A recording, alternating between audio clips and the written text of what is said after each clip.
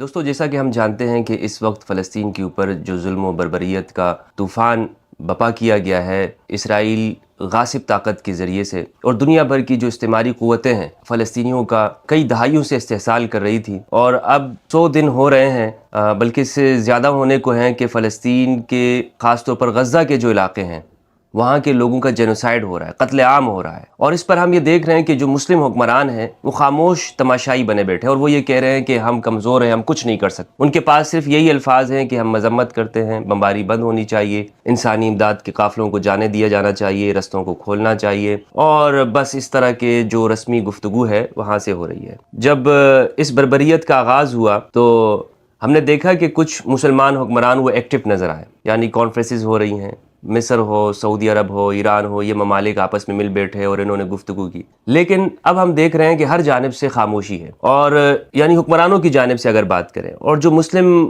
ممالک ہیں وہاں پر بھی کوئی اتنی ایسی مؤثر انداز کے اندر کوئی کارروائی نظر نہیں آ رہی ہے۔ اور پھر دوسری جانب اگر ہم یہ دیکھتے ہیں کہ جو مسلمانوں میں دو بڑے فرقے ہیں یا جماعتیں ہیں، سنی اور شیعہ، ایسے میں ملک پاکستان ہو یا مسلم ممالک ہوں، وہاں پر فرقہ واریت کی جو آگ ہے وہ دوبارہ سے لگائی جا رہی ہے۔ اس کے کیا اغراض و مقاصد ہیں، کیوں ہے؟ حالانکہ ہونا یہ چاہیے تھا کہ ایسے وقت میں مسلمان ایک نظر آتے، سنی اور شیعہ کا ہم دیکھتے کہ کوئی فرق نظر نہ آتا اور دونوں ایک ساتھ ہوتے، لیکن اب زیادہ تیزی کے ساتھ یہ چیزیں نظر آ رہی ہیں، یہ فرق دکھ رہا ہے، تو یہ بہت افسوس کی بات ہے۔ ایسے میں ہمیں کیا کرنا چاہیے؟ سنی شیعہ اتحاد کا جو ہم اتنے عرصے سے سنتے آ رہے ہیں کہ کوششیں ہو رہی ہیں، وہ ابھی نظر کیوں نہیں آ رہا ہے؟ اور پھر یہ جو اس کے الٹ جو چیزیں ہو رہی ہیں، ایسا سب کچھ کیوں ہیں؟ اور مسلم حکمران خاموش کیوں ہیں؟ اور ہم اپنا کیا کردار ادا کر سکتے ہیں؟ ان سب موضوعات کو آج ہم انشاءاللہ ڈسکس کریں گے۔ میرے ساتھ اس پروگرام کے اندر موجود ہے جناب، ہمیشہ کی طرح آپ سب کے بہت ہی ہردل عزیز انسان، بڑی ہی خوبصورت گفتگو کرنے والے ذاکر اہل البیت ہیں، اور اپنے مکتب کے اندر اہل تشیع میں ان کا ایک اہم مقام ہے، علامہ سید حسن ظفر نقوی صاحب حافظہ اللہ۔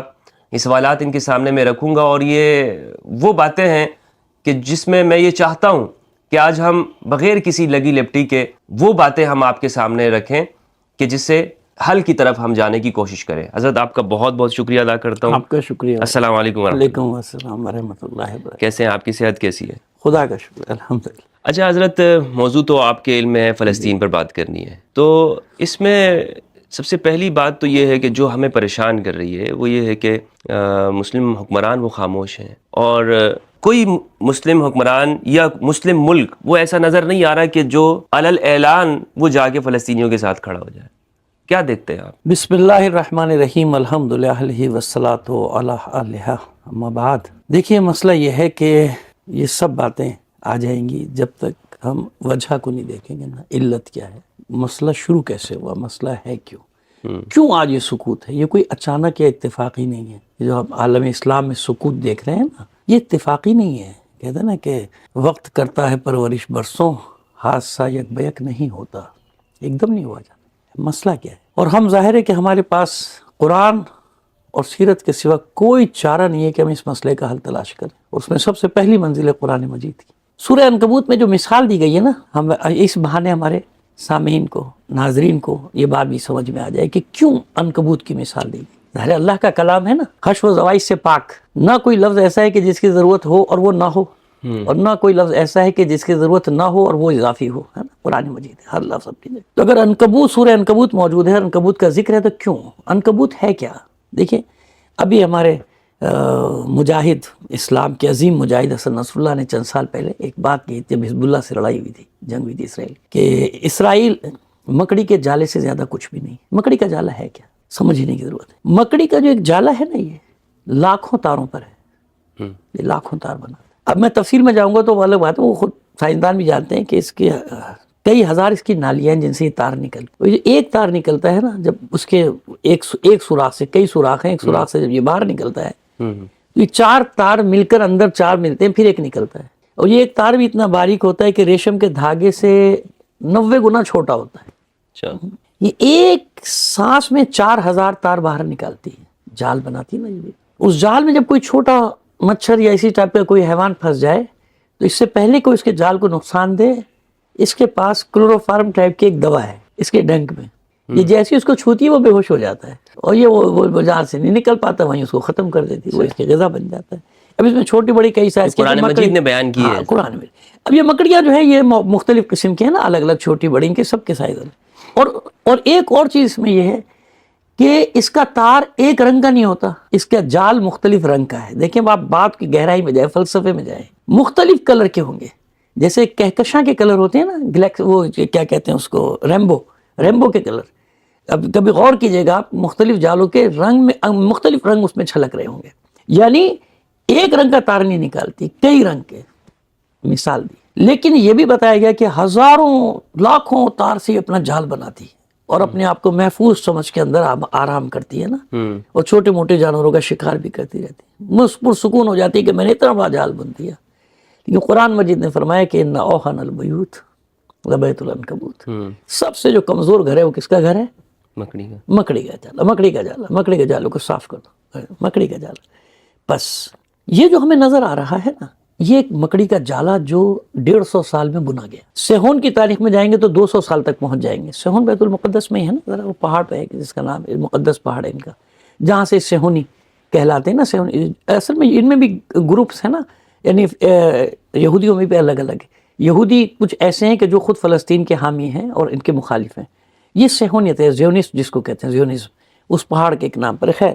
تو لیکن 150 سال میں یہ جال بنا انہوں نے، سامراجی طاقت نے۔ پہلی عالمی جنگ اسی جال کی اس میں تھی ساری، کہ کیسے دنیا کی معیشت کو کنٹرول کرنا ہے، کیونکہ 150 سال پہلے ایندھن کا مسئلہ دریافت ہو چکا تھا کہ تیل نکلنے والا ہے اور 70% جو آئل ہے وہ ادھر ہے۔ جب بھی معاشی دنیا کے میں ایک اصول ہے، آپ جتنے بھی امپائرز، یعنی امپائر سے مراد سامراج جتنے گزرے نا بڑے، چھوٹی موٹی حکومتوں کی بات میں نہیں کر رہا، جتنے بھی سامراجی تھے نا، نیرو سے لے کر آج تک، جب بھی یہ مسائل میں گرفتار ہوتے تھے تو یہ مذہب کے ہتھیار کو استعمال کرتے تھے۔ آسان ترین ہتھیار ہوتا کہ لوگوں کو اس میں لڑاؤ۔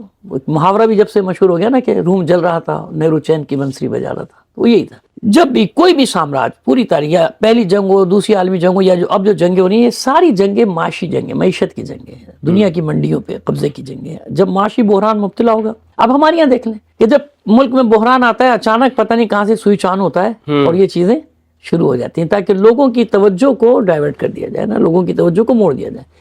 کیونکہ آسان ترین حربہ دنیا میں یہی ہوتا ہے کہ دنیا میں ایک اصول ہے کہ انسان سب سے کم مذہب پہ عمل کرتا ہے، سب سے زیادہ جھگڑا مذہب کے نام پہ کرتا ہے۔ آپ جھگڑوں کی کیفیات کو دیکھ لیا کیجئے کہ جس قسم کے لوگ ان جھگڑوں میں انوالو ہوتے ہیں، ان کی اپنی مذہبی کیفیت کیا ہے، علمی شرط ہے، کچھ نہیں پتا ان کو، لیکن مذہب کے نام پہ سب سے پہلے نکل آئے گا مرنے مارنے کے لیے۔ آسان ترین حربہ ہے سامراج کے لیے۔ یہ ہم اس لیے سمجھا رہے کہ لوگوں کی سمجھ میں آئے کہ جال کیسے بنا گیا، بس کیونکہ کنٹرول کرنا تھا ان سب چیزوں کو۔ سلطنت عثمانیہ جیسی بھی تھی، نام کی تھی نا، تھی تو صحیح نا، ایک مسلمانوں کی عظمت کی علامت تھی، بڑائی کی علامت تھی۔ میں کوئی عثمانیوں کی حمایت نہیں کر رہا ہوں، لیکن ایک سلطنت تھی نا، امپائر تھی، امپائر تھا، اس کا سامراج تھا۔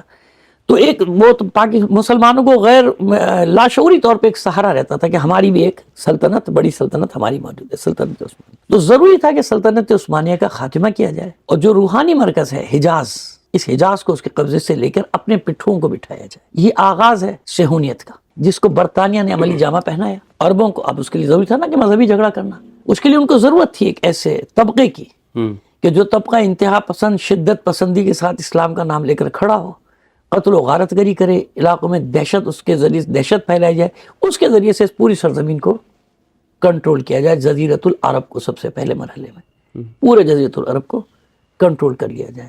یعنی اس میں ساری 40-50 چھوٹے چھوٹے ملک ہو گئے نا، ان کی اپنی فوج بھی نہیں، کچھ نہیں، بالکل بیچارہ کر دیا۔ تو یہ میں نے کہا کہ اچانک تو نہیں ہوا، یہ اس پر لگی 1.5 صدی نا۔ اب جب ان کو جنگ اول اور جنگ دوم کے، جنگ اول میں لے کر آئی، یہودیوں کو لانا شروع کیا انہوں نے، اور جنگ جو عالمی جنگ ثانی تھی، یعنی دوسری عالمی جنگ تھی، اس میں انہوں نے پوری طرح سے لا کے ان کو وہاں پہ بٹھا دیا۔ اب مسلمان اس وقت بھی بہت جوش میں تھا، جب یہ تھوڑا سا آغاز ہوا ہے تو اس وقت مصر وغیرہ یہ سب میدان میں تھے، لڑائیاں جارڈن نے کی تھی، لیکن کیا کیا، وہ جو پٹھوں کو لا کے بٹھانا شروع کیا، ہم تمہیں بادشاہ بنا دیں گے، جیسے ہمارے یہاں ہوتا ہے جس کو لالچ دی حکومت کی، تو اس سے کچھ شرائط منوائی جاتی ہیں نا۔ تو وہاں ایسے قبیلے، ایسے خاندان، ایسے شہزادے حکومت کے بھوکے تو ہر جگہ ہوتے ہیں۔ تو وہاں وہ جو ہے کیپٹن ہیمفرے اور کرنل لارنس جیسے لوگ جو تھے، وہ یہ کام کر رہے تھے پوری عرب دنیا میں، کہ کس کو، وہ سب کو یہ لالچ ہوتی تھی کہ میں بادشاہ بنوں گا، کنگ بنوں گا، کنگ۔ اب یہاں سے یہ آغاز ہوتا ہے کہ ٹکڑے ٹکڑے کر دیا گیا، یعنی طاقت کو مسلمانوں کی سب سے پہلے مرحلے میں کیا کیا گیا، تقسیم کیا گیا تاکہ یہ اس قابل نہ رہیں کہ جب اسرائیل کو ان کے سروں پر لا کے مکمل طور پہ بٹھایا جائے تو ان میں سے کوئی بھی اسرائیل سے جنگ کرنے کے قابل نہ رہے. بات کو پھر آگے بڑھائیں گے. آپ اگر اور بیچ میں کوئی اضافہ کرنا چاہیں تو. میں یہاں پر یہ پوچھنا چاہتا ہوں، آقا یہ تو آپ نے اس کی پوری ایک تاریخ بتا دی نا حضرت، کہ اس کی تاریخ یہ ہے کہ یوں مسلمان کو تقسیم کیا گیا سلطنت عثمانیہ کا. لیکن ابھی جو ہم یہ دیکھ رہے ہیں، ایک تو یہ سمجھ مجھے نہیں آتی کہ مسلمان ہمیشہ اتنے بیوقوف بن جاتے ہیں. مثلاً دنیا بھر میں دیکھیں کہ ہم یہ کہتے ہیں ہمیں دوسری طاقتیں لڑاتی ہیں، ہمیں تقسیم کیا گیا، ہمیں یہ اگر ہم صحابہ کے اختلاف پڑھتے ہیں تو اس میں یہ کہا جاتا ہے کہ ایک عبداللہ بن سبا آیا تو اس نے حضرت عثمان کو شہید کروا دیا، بلکہ اور لوگوں کو بھی ساتھ میں شامل کر. تو یہ تاریخ میں مسلمان ہمیشہ کیوں ایسے ہو جاتے ہیں؟ ہاں دیکھیں اس کا طریقہ ہے، یعنی اس کی بھی ایک تاریخ ہے. سیدھی سی بات ہے کہ اب اگر ذرا سا چھوٹا سا حوالہ دے دوں تو حابیل قابیل کے زمانے سے حق اور باطل کا معرکہ جاری ہے نا. بنی اسرائیل جب ان کو فضیلت دی گئی تھی جناب موسیٰ علیہ السلام کے زمانے، آپ دیکھیں کہ بنی اسرائیل کا کیا حال تھا، کیونکہ انبیاء کے پیروکار وہی تھے نا، ماننے والے وہی تھے، لیکن سب سے زیادہ فرقے اور تفرقہ انہی میں تھا. فرعون نے انہی کو تقسیم کیا ہوا تھا. صحیح. مسئلہ یہ ہے کہ اسلام آنے کے بعد نا یہ جتنے بھی مذاہب یا جتنی بھی دوسری طاقتیں تھیں نا، ان سب کو اپنا مقابلہ ایک دوسرے سے نظر نہیں آیا. ان کو مقابل نظر آیا اسلام اور مسلمان. اس میں وہ نظریاتی قوت ہے کہ یہ دنیا کو تسخیر کر سکتے ہیں نا. باقی کسی مذہب میں نہیں، کیونکہ مذاہب میں تحریفات ہو گئی نا. ہندوازم ایک جگہ تک محدود ہے، اس سے آگے نہیں جائے گا، ٹھیک ہے نا، اس سے آگے جا ہی نہیں سکتا. وہ یہودیت نے خود اپنے آپ کو محدود کر دیا کہ اب ہم میں کوئی دوسرا داخل نہیں ہو سکتا، ہم دنیا کی عظیم ترین اور فاضل ترین قوم ہے، فضیلت والی قوم ہے نا. مسیحیت نے وہ سسٹم، کیونکہ تحریفات کی وجہ سے ان کے پاس سسٹم نہیں ہے، نتیجہ کہ چرچ الگ ہو گیا، حکومت الگ ہو گئی 18ویں صدی میں فرانس کے انقلاب ہے نا. لیکن اسلام مسلسل 1400 سال سے سسٹم کی بات کر رہا ہے. اچھا. یعنی انفرادی سسٹم سے لے کے انفرادی مسائل فرائض اور حقوق سے لے کر اجتماع، معاش، اقتصادیات، سیاسیات، کون سا شعبہ ایسا ہے کہ جہاں اسلام ہدایت نہیں کر رہا یا قرآن ہدایت نہیں. عمل کی بات ابھی میں بتا رہا ہوں کہ وجہ کیا ہے. تو وجہ یہ ہوئی کہ آپ یہ دیکھیں نا اس وقت بھئی ایسا کیوں نہیں ہوتا کہ کبھی ہندو اور مسلمان مل کے یہودیوں سے لڑ لیں، مسیحی دنیا سے لڑ لیں، کبھی مسیحی اور مسلمان مل کے یہودیوں سے لڑ لیں. اب وہ بات کیا ہوئی کہ ایسا کیوں نہیں ہوتا. یہ کیا دیکھیں سوچنے کی بات ہے کہ یہ سب کے سب مسلمانوں کے خلاف کیوں الائنس بناتا ہے. کیونکہ سب کو خطرہ. دیکھیں نا، اگر یہ ہندوستان میں مسلمانوں کے خلاف پہلے تو فرقہ واریت ہندو مسلم شروع کی گئی تھی نا. کیوں؟ کیونکہ مسلمانوں سے انگریزوں نے لیا تھا. دیکھیے آبادی کا کتنا بڑا دھوکہ دیا، کیونکہ آج بھی جیسے دھوکہ دیتے ہیں نا مردم شماری کا، یہ انگریزوں نے شروع کرایا تھا. آج آپ دیکھیں 25 کروڑ مسلمان پاکستان میں، 23 کروڑ مسلمان بنگلہ دیش میں، 25 سے 30 کروڑ مسلمان ہندوستان میں. کتنے بنے؟ 75 کروڑ. ہندوستان کی آبادی کتنی ہے؟ 1 ارب 20 کروڑ. اکثریت کس کی؟ ملا لیں آپ آبادی کو، مسلمانوں کی ہے نا. اور پھر برے صغیر میں اور پھر اس کے بعد جناب سکھ الگ ہیں، دوسرے مذاہب الگ ہیں نا. یہ انگریزوں نے اتنا بڑا دھوکہ دیا تھا کہ مسلمان اقلیت ہے اور ہندو جو ہے وہ اکثریت ہے. ہندو مذہب نہیں تھا، ہندو مذہب تو بنایا گیا ہے. ہندو کوئی نام کا مذہب نہیں تھا، جو بھارت تھا، اور اس میں 300-350 مذہب تھے اور آج بھی ہیں، شاید اس سے بھی زیادہ ہوں گے نا. اب آپ دیکھیں یہاں پہ ویسے یہ بھی ان کا دعویٰ نہیں ہے کہ ہندو کوئی مذہب. ہاں ان کا دعویٰ بھی نہیں ہے، لیکن وہ بنا کے، یہ انگریزوں نے اس کو جس کو کہتے ہیں پلانٹ کیا تھا، بنایا تھا، توڑا تھا. پہلے فرقہ واریت شروع کی تاکہ جب تک ہندو مسلم فساد نہیں ہوگا، فرعونی سیاست جو آپ نے ذکر کیا، جب تک دیکھیں نا، نہیں دیکھیں ہندو مسلم جب تک فساد نہیں ہوتا ہندوستان ٹوٹتا نہیں. توڑا، اور توڑنے کی وجہ کیا تھی کہ مسلمانوں کے ہاتھ میں نہ جائے، کیونکہ مسلمان سے چھینی تھی نا اقتدار. تو مسلمان کو تو وہ تھا نا کہ اقتدار میرے ہاتھ سے گیا ہے. تو اس وقت تک مسلمانوں میں ایک جذبہ تھا کہ ہمیں اپنے اقتدار کو واپس لینا ہے، لہذا ضروری تھا کہ موڑا جائے. جو موڑنے کی صورت کیا تھی؟ ہندو مسلم فساد. پھر اس کے ذیل میں کیا شروع کیا گیا؟ مسلمانوں کے درمیان فرقے وارہ فساد مغلوں کے دور میں ہوئے، اورنگزیب عالمگیر کے، اس کے بعد ختم ہو چکے تھے. ان کو دوبارہ زندہ کیا گیا یو پی کی سرزمین میں، لکھنؤ میں اور دوسرے علاقوں میں. شیعہ سنی فساد کو آغاز دیا گیا، ورنہ ساتھ رہتے تھے، کوئی ایسا مسئلہ نہیں تھا. یہ حربہ استعمال کیا یہاں پہ. اب عالمی سطح پہ جب اسرائیل کو بٹھانا ہے، اس کے لیے کیا کیا جائے؟ اختلافات تو عیسائیت میں بھی ہے نا. آئرلینڈ اور برطانیہ کی لڑائی جو چلی ہے تو کتنے عرصے تک چلی ہے؟ مذہبی لڑائی تھی نا، ساری مذہبی لڑائی ہے. مذہبی لڑائی ہے، کیتھولک کی، پروٹسٹنٹ کی، ان کے جتنے بھی اب ہو گئے نا. میں عرض کر رہا ہوں ماننا پڑا نا ان کو، کیونکہ وہ ان کو تو سمجھ آ گئی نا، مسلمان کو تو نہیں آتی. سمجھ نہیں آئی. دیکھیں یہ ہوتا ہے جیسے ڈاکو کا ایک ٹولہ ہے، ہے نا. ڈاکوؤں کا ٹولہ جو ہوتا ہے نا, ان کو اتنی عقل ہوتی ہے کہ آپس میں مال برابر سے بانٹنا ہے. اگر وہ آپس میں مال برابر سے نہیں بانٹیں گے نا تو مار دیں گے ایک دوسرے کو, ختم ہو جائیں گے. اور یہ ہوا جنگوں سے انہوں نے یہ سیکھا, جو یورپی جنگیں نا, سول وار, یہ تو ہم ختم ہو رہے ہیں. تو دنیا کو لوٹنے کے لیے ڈاکو متحد ہو جاتے ہیں. یعنی اپنی عدالت ایک ایسی چیز ہے جو ڈاکو بھی چاہتا ہے اپنے لیے کہ بھائی مال لوٹا ہے تو مجھے برابر کا حصہ دو. تو یہ مغربی دنیا وہ ڈاکو ہے, حکمرانوں کی بات کر رہا ہوں, یہ وہ ڈاکو ہیں جو دنیا کو لوٹنے کے لیے آپس میں متحد ہوئے ہیں. انہی نے اپنی لڑائیوں کو ختم کیا ہے. ورنہ جتنی دشمنی جرمنی کی اور انگلینڈ کی ہے, جتنی دشمنی فرانس کی اور برطانیہ کی ہے, جتنی دشمنی اسپین کی اور اٹلی کی, یہ لڑائی کسی سے ڈھکی چھپی نہیں ہے. لیکن میں نے عرض کیا کہ دنیا پہ جو حکومت کا اور قبضے کا خواب ہے, ان کے معاشی ہر جگہ پیچھے معاشی مسائل. لہٰذا کیا کیا انہوں نے, جب مسلمان سلطنت عثمانیہ کے بعد کمزور پڑ گیا, کمزور پڑا تو ظاہر ہے کہ جرم ضعیفی کی سزا مرگ مفاجات. پھر انہوں نے ان کے اندر وہ سارا کام شروع کیا کہ تم میں کون بڑا ہے کون چھوٹا ہے کس کا. کتابیں لکھوائی گئیں, مولویوں کو علماء کو پلانٹ کیا گیا, نئے نئے فرقے نئے نئے افکار ان کو جنم دیا گیا, تاکہ جب ایسی کوئی بات ان میں فرقے واریت کی آگ. اچھا اب آپ کو مثال دیں ابھی کی, انقلاب اسلامی سے پہلے, ایران کے انقلاب اسلامی سے پہلے پاکستان میں آپ دیکھیں گے کہ فرقے واریت نہ ہونے کے برابر. وہ کوئی چھوٹا موٹا کہیں واقعہ ہمیں بھی یاد ہے بچپن, لیکن کوئی نہیں, محبت کا ماحول تھا نا, رواداری کا ماحول تھا. میں اپنے ہوش و حواس کی بات کر رہا ہوں. 79 میں انقلاب آیا ہے, 79 تک پاکستان میں فرقے واریت چھوٹا موٹا, جیسے وہ دنیا میں ہر جگہ ہی ہوتا تھا, کہیں ہو گیا کوئی چھوٹا موٹا, لیکن فرقے واریت نہیں تھی. لوگ محبت سے ساتھ رہتے تھے, سب کچھ ساتھ ہوتا. کیونکہ اسلامی انقلاب نے زلزلہ پیدا کر دیا تھا امریکہ اور اسرائیل کے لیے کہ یہ کیا ہوا. اور اس وقت آپ ریکارڈ اٹھا کے جب آپ دیکھیں گے تو آپ دیکھیں گے کہ سارے اسلامی سربراہ مبارکباد دینے ایران پہنچے تھے. اور امام خمینی کی اقتداء میں جنرل ضیاء الحق سمیت, تصاویر سرچ کر لیجئے گا آپ سوشل میڈیا پہ, تمام اسلامی ممالک کے سربراہ نے نماز ادا کی ہے امام خمینی کی اقتداء میں. وہ امامت کر رہے ہیں, سب پیچھے نماز پڑھ رہے ہیں, یاسر عرفات سمیت, ضیاء الحق سمیت, جنرل ضیاء الحق سمیت, سب نماز. یہ امریکہ کے لیے خطرے کی گھنٹی تھی. کیوں؟ شہنشاہ ایران ان کا چہیتا تھا, واحد ملک تھا. میری سمجھ میں نہیں آتا, اپنے علماء اہل سنت سے میں گلہ کرتا ہوں کہ جب پوری دنیا اسلام میں کہیں بھی اسرائیل کا سفارت خانہ نہیں تھا, ایران میں تھا شاہ کے دور میں, معلوم, ایک ہی اسلام.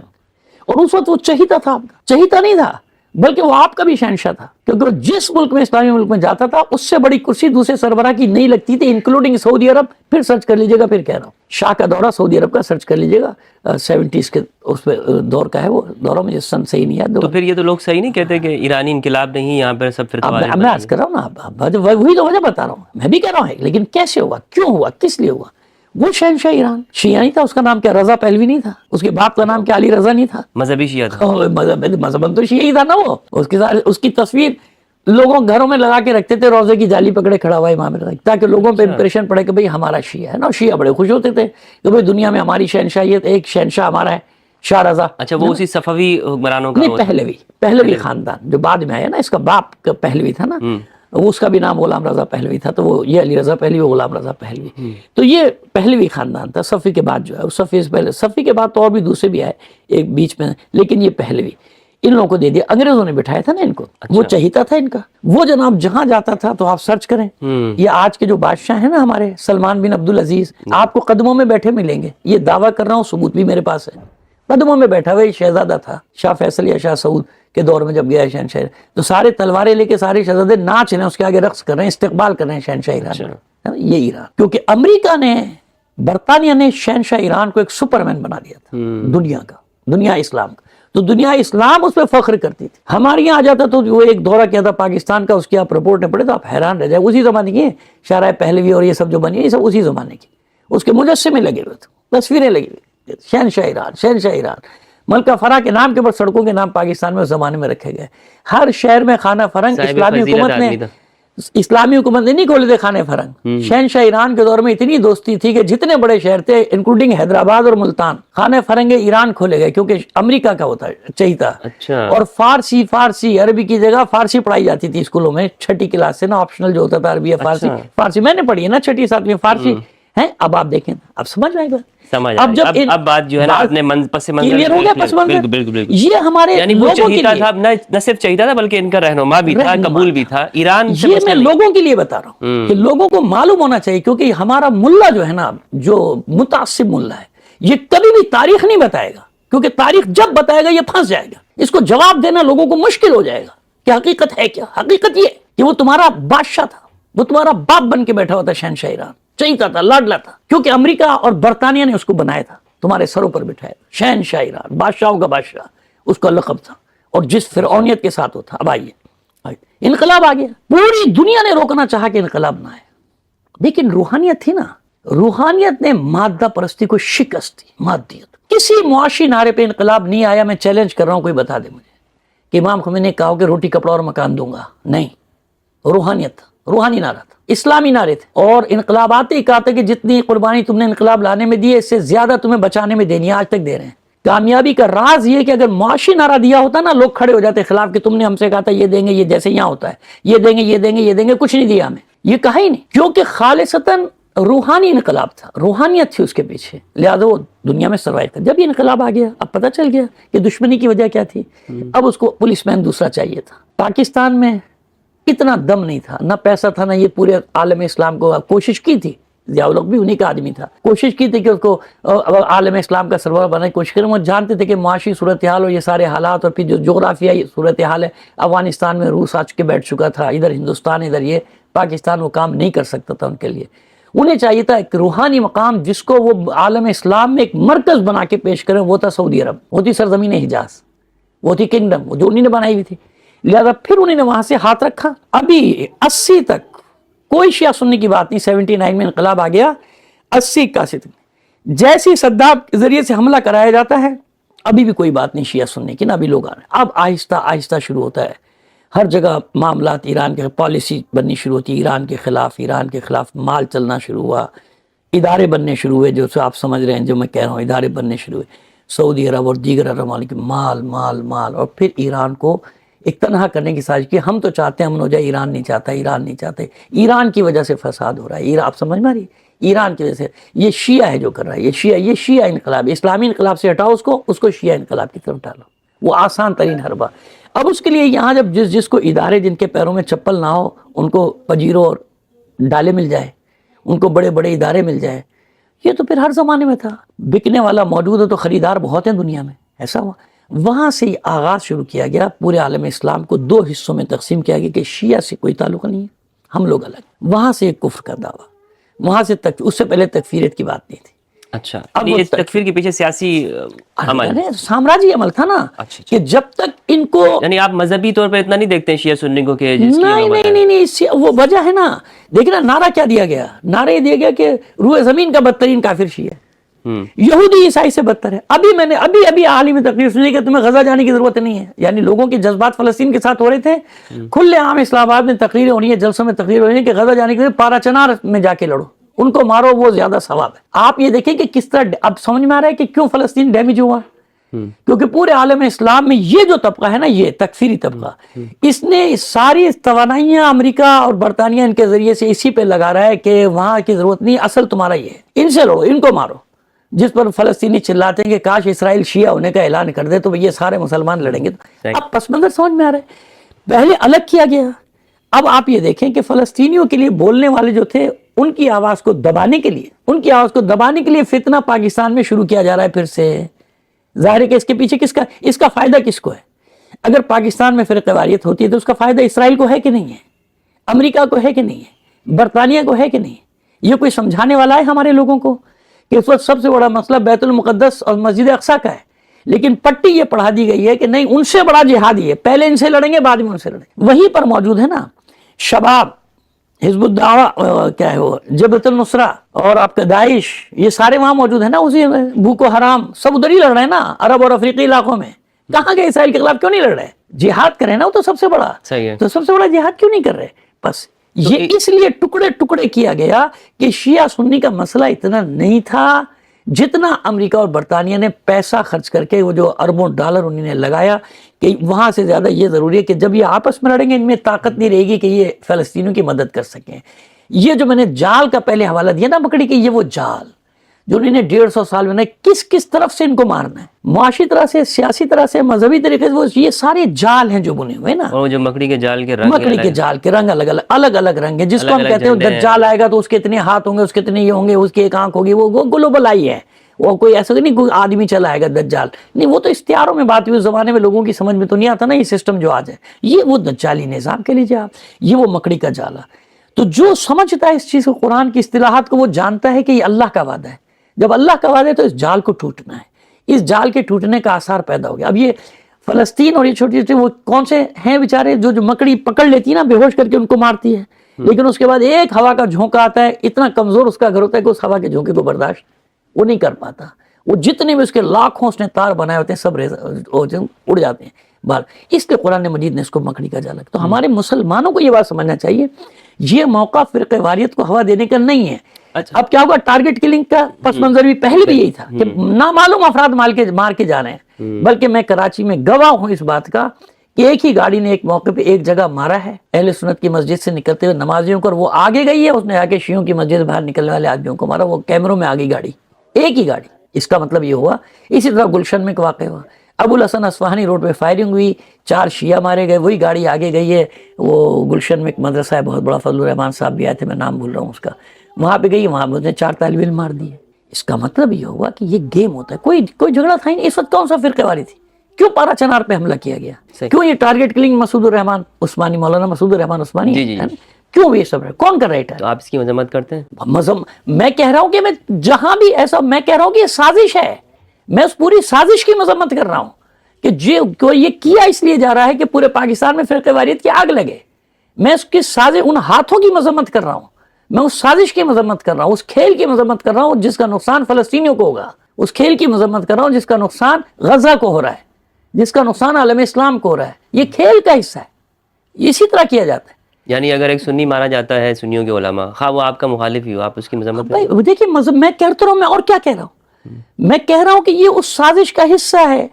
پارا چنار کی مذہب، میں نے پارا چنار کی ریلیاں اٹھائی نہیں اٹھائی ہیں، لیکن جب یہ مرڈر ہوا ہے، کیوں ہو گیا مرڈر؟ یہ کس نے مرڈر کر دیا بھائی؟ کیوں کر دیا؟ شیعہ کیوں کرے گا؟ ایسے کیسے ہو گیا؟ کون کر رہا ہے یہ سب؟ اس کا مطلب یہ کہ اب وہی ہوا نا کہ اب اس کے جواب میں جو جلسہ ہوا، اس کے جواب میں جلسہ ہوا، وہ کس کے خلاف تھا؟ اسرائیل کے خلاف ہوا، امریکہ کے خلاف ہوا، وہ تو شیعوں کے خلاف ہوا نا. صحیح.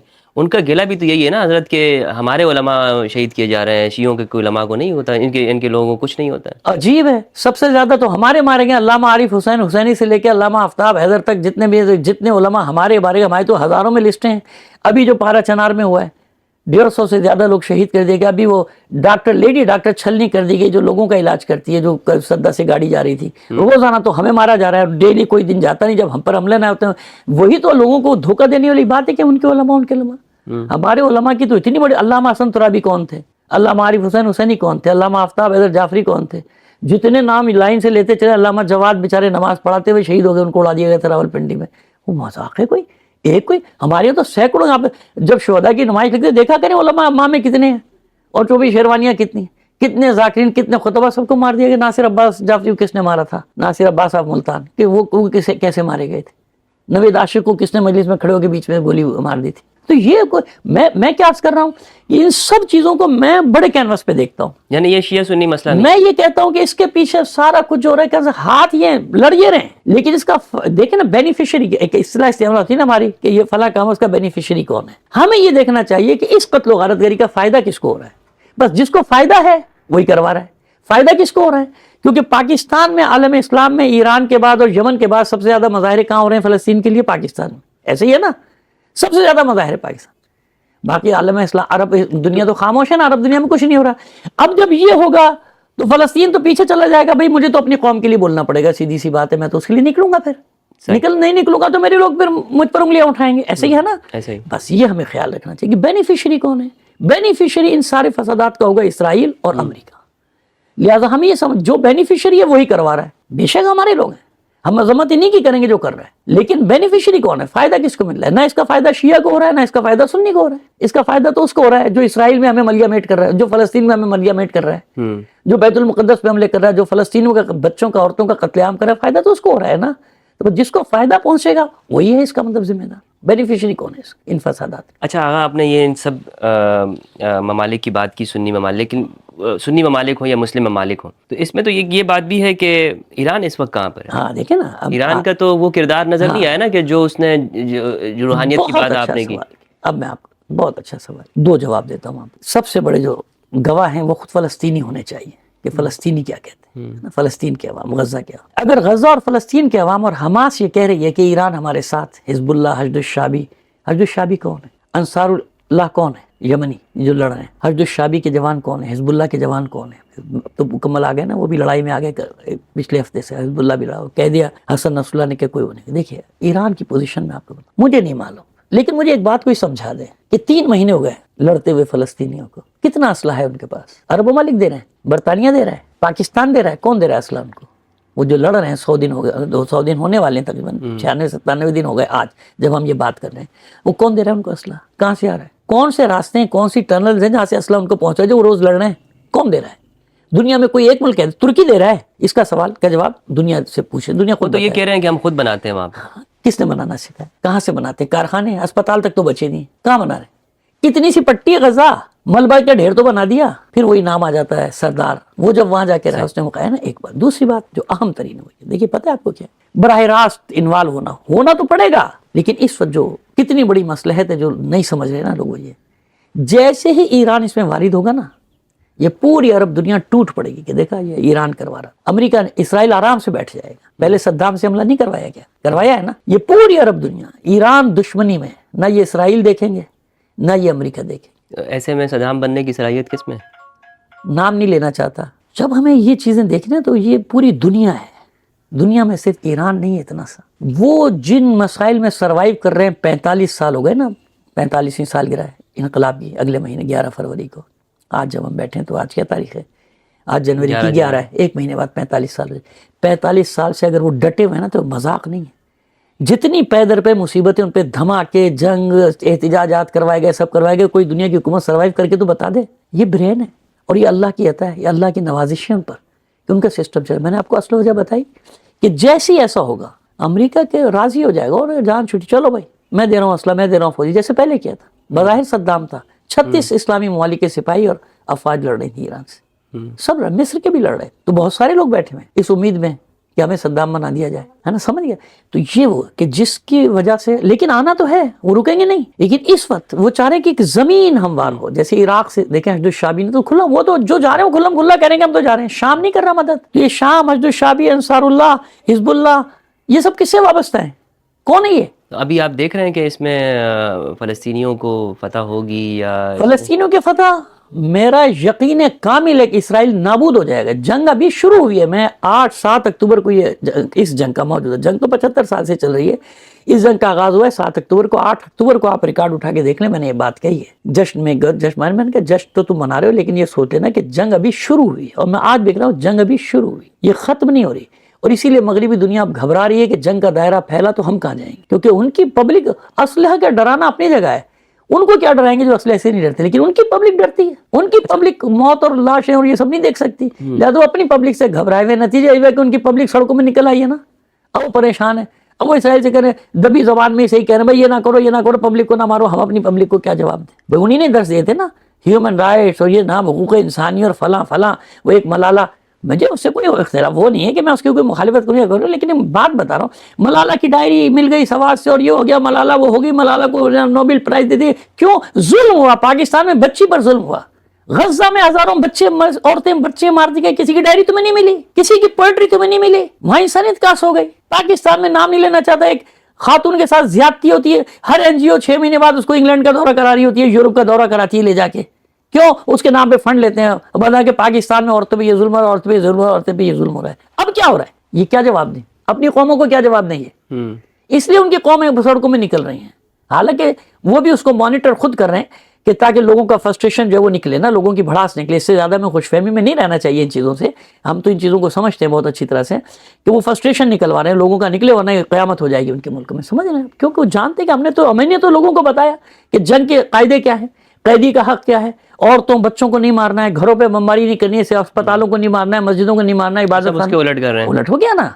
تو اب یہ کیا ہے؟ یہ جنگ کا آغاز ہے, ابھی آغاز ہے, ابھی ختم نہیں ہوا. اور یقین ہے کامل, اگر یقین نہ ہوتا میں بات ہی نہیں کر رہا ہوتا.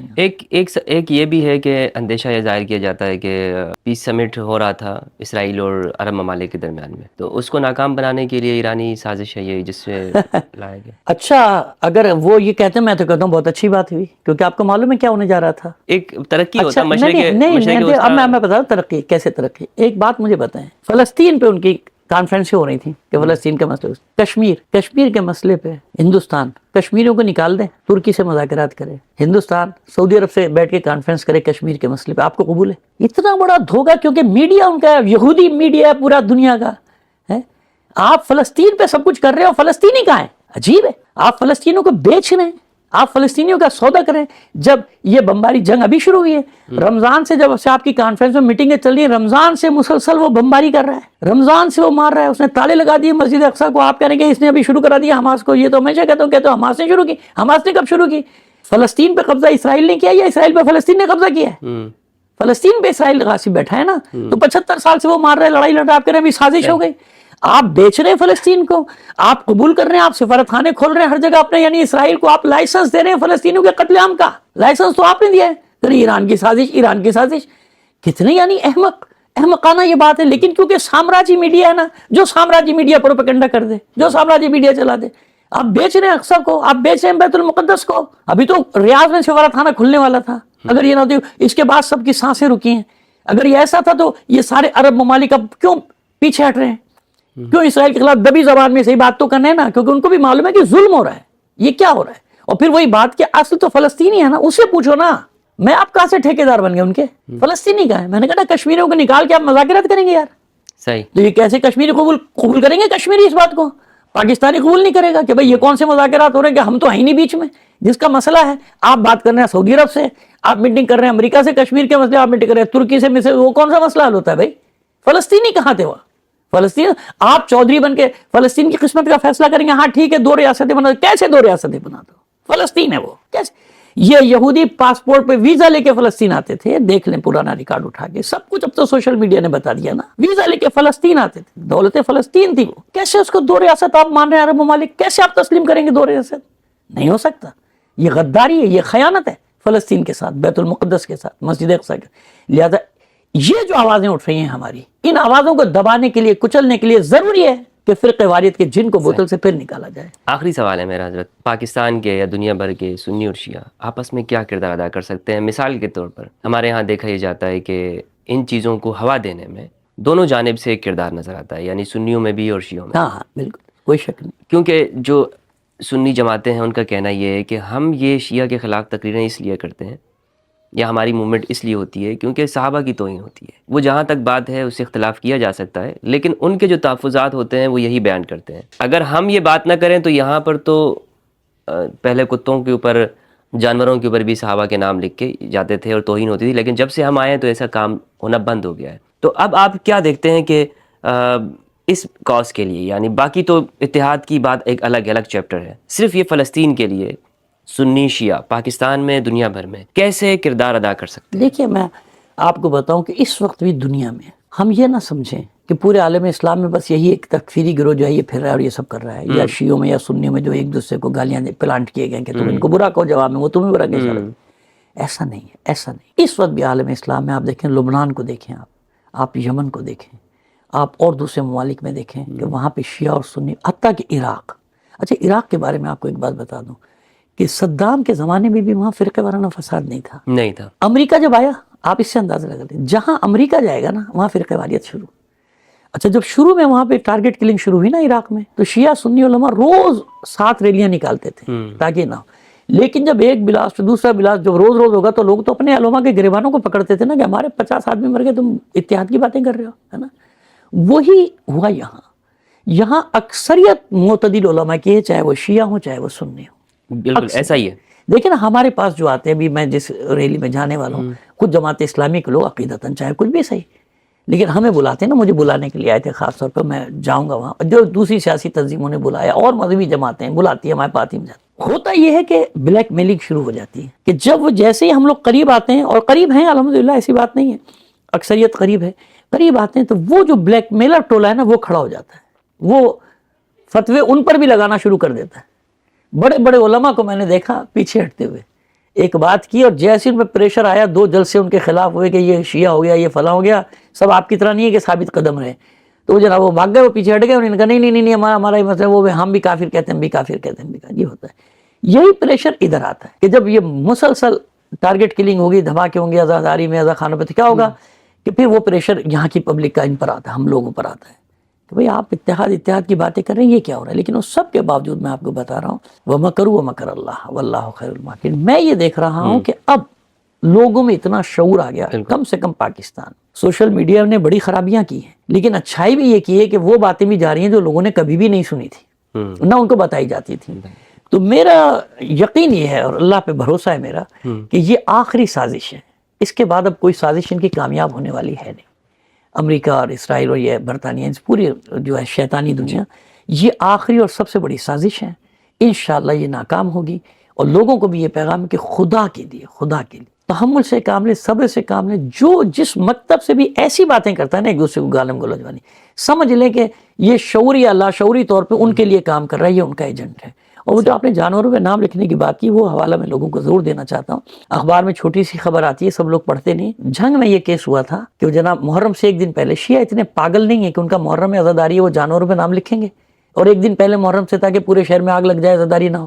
جب وہ پکڑے گئے تو معلوم ہوا کہ جو محبت کا دم بھرتے ہیں نا، وہ بدبخت پکڑے گئے تھے جنہوں نے کتوں پہ اور گدوں پہ نام لکھے ہوئے تھے، پکڑے گئے۔ رپورٹ ہے، آفیشیل رپورٹ ہے جھنگ کی، یہ یعنی میرا خیال ہے 10 یا 11 سال پہلے کی بات ہے۔ اشرف مارا تھا، SSP کو مارا گیا تھا اسی چکر میں، اس نے پوری رپورٹ تیار کی تھی نا۔ تو بعض اوقات یہ بھی ہوتا ہے کہ ان کو محبت ان سے نہیں ہے، قوتیں ہیں، ہاں ان سے محبت نہیں ہے ان کو جن کا نام لے رہے ہیں، بلکہ ان کا مقصد یہ ہے کہ آگ لگے بس، کیونکہ انہیں تنخواہ اس بات کی ملے کہ آگ لگاؤ، تو خود لکھ دیتے۔ 2-3 شہروں میں ہوا ہے، میں نے ایک شہر کا اس لیے بتا دی کہ وہ رپورٹ آفیشیل ہے، ورنہ اور ان آفیشیل بھی کئی جگہوں پہ پولیس نے رپورٹیں دی ہیں کہ بھائی یہ انہی نے رات کو لکھا ہے خود۔ جیسے وہ ایک شہر میں معاذ اللہ اللہ معاف کرے، وہ زمین پہ قبضے کا چکر تھا، وہ بیچارے وہ کسی مسیحی کے گھر کے آگے قرآن کو پھاڑ کے خود ہی پھینک دیا تھا، وہ بھی پکڑا گیا تھا مولوی کہ جس نے یہ کام کیا تھا، آپ کے بیل میں ہوگا، ساری رپورٹیں آ گئی۔ دیکھیں اس سے لوگوں کو سمجھ لینا چاہیے کہ بھئی یہ ہوتا اسی لیے کہ ہمیں آپس میں لڑنا ہے۔ بہت بہت شکریہ دوستو، آپ نے گفتگو کو سماعت کیا۔ ہماری کوشش یہی ہے کہ ہم ایک دوسرے کو سنیں اور مسلم امہ کے جو اختلافات ہیں ان کو فی الحال ہم ان کو ایک سائڈ پہ رکھ کر فلسطین کے ایشو کے اوپر ایک ہو جائیں، اور پاکستان کے اندر ایسی ہر کوشش کو ناکام بنائیں جو دو بھائیوں کو جدا کرتی ہے، جو سنی شیعہ کو جدا کرتی ہے، جو اس پاکستان کے امن کو خراب کرنا چاہتی ہے۔ اپنا اور اپنے پیاروں کا خیال رکھیے گا۔